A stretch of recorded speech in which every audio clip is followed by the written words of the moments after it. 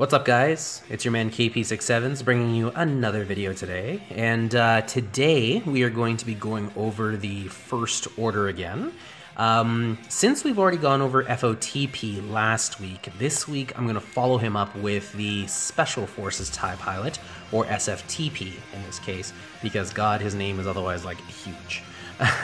So here, as we can see, he's a First Order attacker, and looking at his stats here, you can see again his strength is going to be the front runner compared to agility and tactics, so he's going to actually have a bit of health and armor compared to his physical damage and physical crit rating. So it's interesting to see that they would build a little bit more of a tankier attacker, but I mean, when you look at how squishy FOTP is, I could see why they opted to make this one a little bit more, what's the word I'd be looking for here?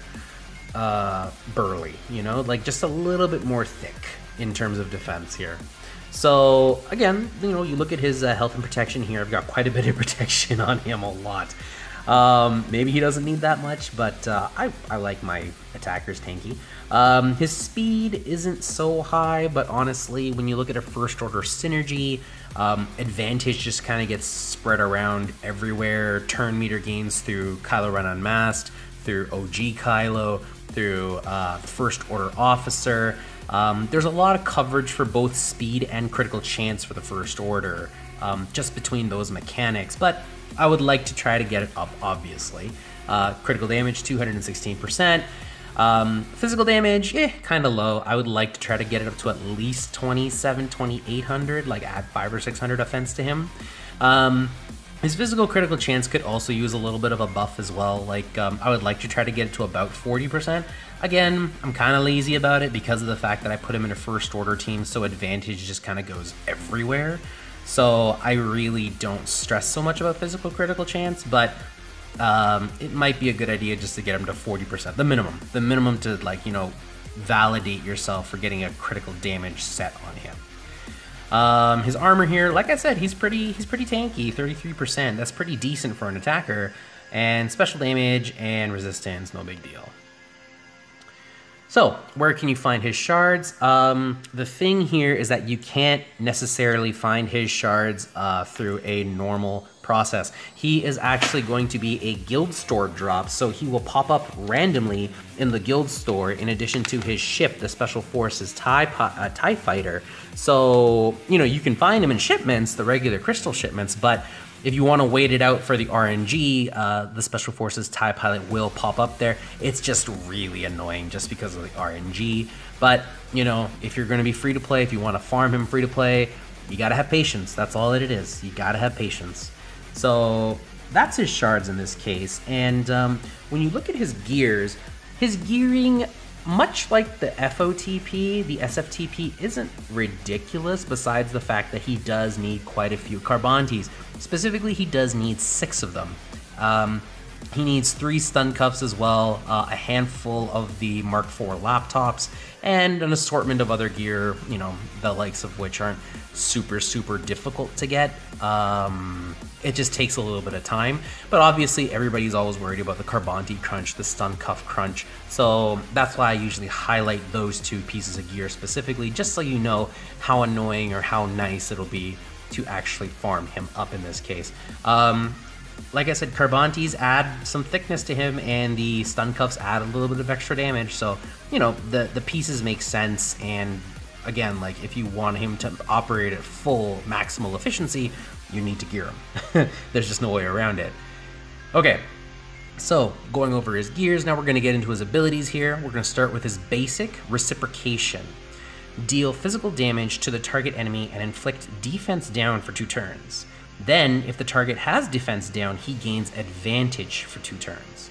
So this is an interesting kind of combination of things. So on his initial hit, he'll inflict defense down, which again feeds into the First Order, specifically working with Kylo Ren Unmasked, who, if Kylo Ren Unmasked were to go and hit this character on a follow-up move, he can get taunt automatically.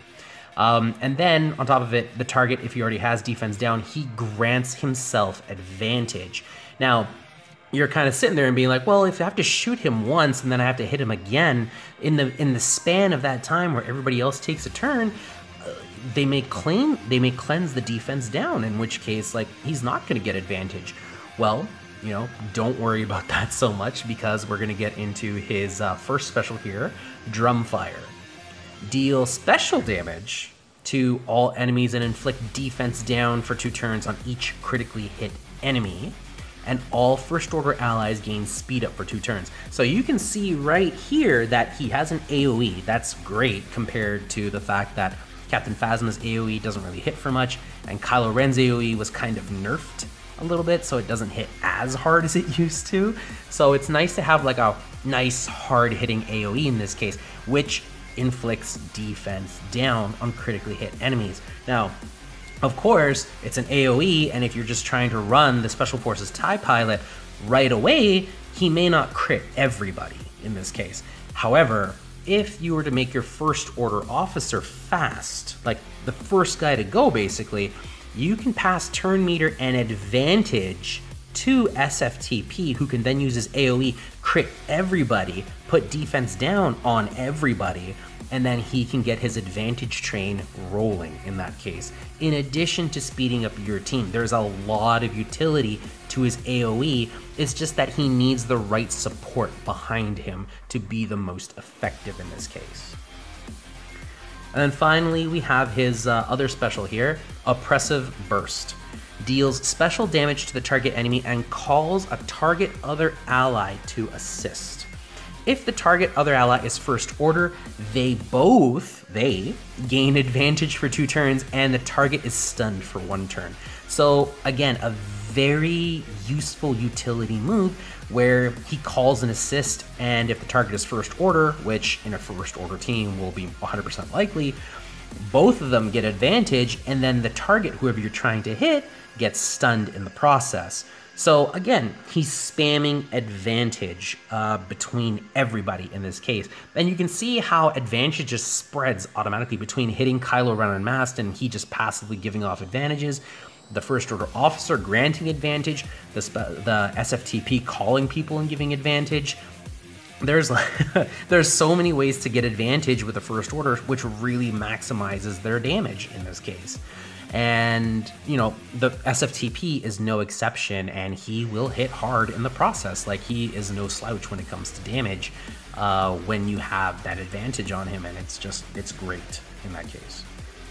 So that's his abilities here, and of course we get into his modding here. And as you can see, his modding's a little bit of a hodgepodge. I have 4 critical damage mod pieces on him, and then a random crit chance and potency. Obviously, I have to kind of play around and see where I can put what I could change, what I could do. Obviously, he's got 30 speed, he's got 36% critical damage, and I put 24% potency because I want him to be able to put that defense down. Again, I know people really don't like defense down. I know people are like, oh, it's the most useless debuff in the world. Not everything has to be a daze or a stagger or an ability block or a stun. I mean, if you put defense down on a tank, guess what? You're gonna punch through them a little bit better. If you put defense down on an attacker, you're gonna kill them that much faster. Don't neglect older debuffs, that's all. In this case, SFTP thrives off defense down. It's how he keeps his damage output up. Without defense down, he's not gonna crit as much. He's not gonna get advantage. It's important. So that aside here, and then obviously protection here on the circle. Again, you want to follow attacker secondaries. You're going to want offense, you're going to want protection, you're going to want critical chance, and you're going to want speed, obviously. Speed, again, name of the game. I know Kylo Ren Unmasked gives 30 speed to his leadership when it's Zated, but, you know, having your characters fast is never a bad thing. It really puts a lot of hurt on your opponents in the process.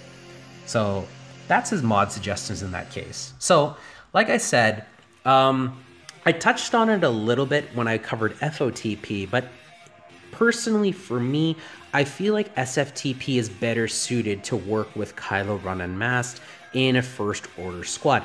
There's just so much extra utility that he brings to the table between being able to call an assist and an additional stun.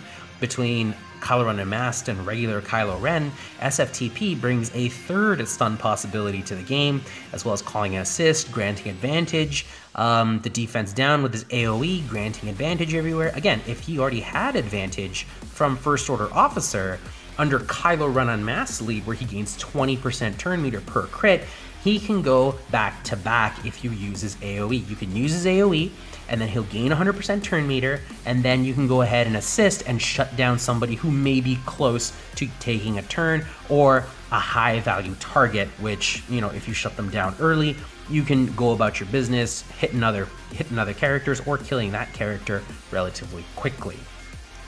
So like I said, the SFTP, he may not be as big of a cannon as FOTP is, but what he lacks in just sheer raw damage, he makes up for in the fact that he has a lot of utility in a First Order squad.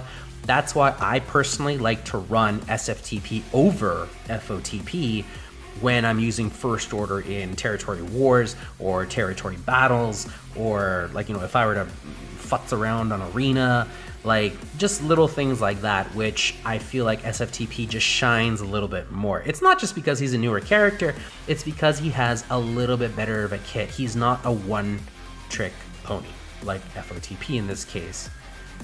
And so yeah, that's why I would recommend the SFTP for you to farm. Like I said, his farm is not nice because it's in the guild store. His ship also shares the same node, so between his ship and the FOTP, you know, it's not so bad. It takes a little bit of time, but you know, once you get him up, I really feel like at 7 stars, he's really worth it in that case. He does a lot of work when used correctly. Again, used correctly is the key word here. And I don't know, I personally am not disappointed with SFTP, and I really don't think anyone else would be either. Alright guys, this concludes the video. If you liked it, please leave a like at the bottom. I would certainly appreciate it. If you have a comment or a concern, please go ahead, leave me a comment, or leave me the comment. I do check my comments and I do try to get back to you like as soon as I possibly can. And if you really like the video and you want to see more, please subscribe. My ultimate goal here is to put out basically every possible dark side character I could think of, just to make sure the dark side is properly represented, because I really feel like they're not. Alright guys, have a good night.